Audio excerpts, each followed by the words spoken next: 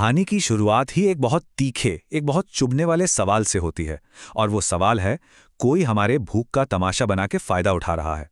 बस ये एक लाइन, यही एक लाइन कहानी के सेंटर में जो सामाजिक प्रॉब्लम है ना, उसकी नींव रख देती है। तो सवाल उठता है कि ये भूख का तमाशा आखिर है क्या? देखिए, कहानी का जो शुरुआती हिस्सा है ना, वो चैरिटी यानी दान के दो बिल्कुल अलग अलग रूपों को आमने सामने ले आता है। और बस यहीं से असली टकराव शुरू होता है। तो एक तरफ तो है कॉर्पोरेट चैरिटी, मतलब मीडिया के लिए फोटो वॉप्स, बड़े बड़े चेक देना, वो भी सिर्फ दिखाने के लिए। और अंदर की कहानी अरे 10 लाख का दान दिया और पीछे से कैश वापस ले लिया। और फिर दूसरी तरफ है हमारा रॉबिन हुड। उसका तरीका बिल्कुल अलग है। वो अमीरों से ब्लैक मनी चुराता है और बिना किसी दिखावे के चुपचाप सीधे गरीबों का पेट भरता है। तो सवाल फिर वही है, आखिर ये रॉबिन हुड है कौन? और मजे की बात देखिए, जो लोग उसे पकड़ने के पीछे पड़े हैं ना, वो खुद उसे कैसे डिफाइन करते हैं। वो कहते हैं, अमीरों से पैसा छीनकर वो गरीबों में बांट देता है। मतलब उसकी क्लासिक परिभाषा ही उसकी पहचान बन जाती है। चलिए अब जरा इस जनता के चोर से मिलते हैं। पर असल में वो सिर्फ एक चोर नहीं है, वो एक ट्रिकस्टर है, एक छलिया जो सिस्टम को अपनी चालाकी से चलाता है। उसकी स्पेशलिटी है सिस्टम को दिमाग से हराना, ताकत से नहीं। एक सीन याद है, जब पुलिस एक दुकान पर रेड करने वाली होती है, वो क्या करता है? वो चुपके से दुकानों के साइन बोर्ड ही बदल देता है। नतीजा, पुलिस गलत जगह पहुंच जाती है। ये दिखाता है कि उसका दिमाग कितना तेज चलता है। तो आखिर इस नकाब के पीछे है कौन?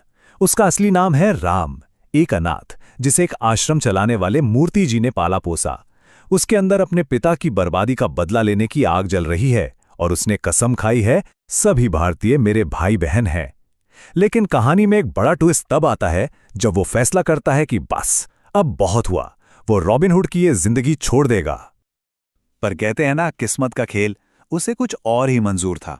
और यहीं से कहानी एक मजेदार मोड़ लेती है। अब शुरू होता है कॉमेडी और धोखे का खेल, जिसमें हमारा हीरो बिना जाने समझे एक नए मिशन का हिस्सा बन जाता है। तो राम नौकरी पकड़ता है इंडिया की नंबर 1 सिक्योरिटी एजेंसी में। हाँ, गूगल पर तो ये लिखा है, पर असलियत, अरे इस एजेंसी ने आज तक 25,000 रुपए से बड़ा कोई कॉन्ट्रैक्ट ही नहीं किया। इनके वॉकी टॉकी खोलकर देखो तो अंदर से रुई निकलती है। और क्लाइंट को इंप्रेस करने का तरीका, किराए के गुंडों से नकली फाइट करवाना। और इसका बॉस जॉन स्नो, वो तो इन सबसे बड़ा ड्रामेबाज है।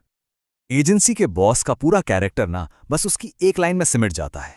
वो कहता है, 1.5 करोड़ दे रहे हैं, बेइज्जती तो क्या, ये मेरे ऊपर थूक दें तो भी कोई गम नहीं। बस इसी से समझ आ जाता है कि वो कितना लालची और मजेदार कैरेक्टर है। तो सवाल ये है कि इस नकली एजेंसी को काम क्या मिला है? उन्हें प्रोटेक्ट करना है नीरा वासुदेव को, जो एक बहुत बड़ी फार्मा कंपनी की वारिस है। और वो जा रही है एक दूर दराज के गांव जिसका नाम है रुद्राकोंडा। अब क्लाइंट को यकीन कैसे दिलाएं? तो ये लोग रचते हैं Z+ सिक्योरिटी का एक पूरा ड्रामा। वादा किया जाता है टॉप लेवल सिक्योरिटी का, कि हर कोने में हमारे एजेंट हैं। पर असलियत क्या है? पूरी टीम में है सिर्फ 6 लोग। और कोई पूछ ले कि बाकी एजेंट कहाँ है, तो सड़क पर चलते किसी भी आदमी को दिखाकर बोल देते हैं, वो रहा हमारा अंडरकवर एजेंट। और हाँ, किसी भी मुश्किल सवाल का एक ही जवाब है, सॉरी, ये कॉन्फिडेंशियल है। लेकिन ये हंसी मजाक का माहौल ज्यादा देर नहीं टिकता। कहानी बहुत जल्द एक सीरियस टर्न लेती है जब उस गांव की असली सच्चाई सामने आती है। तो चलिए अब बात करते हैं रुद्राकोंडा की असली लड़ाई की।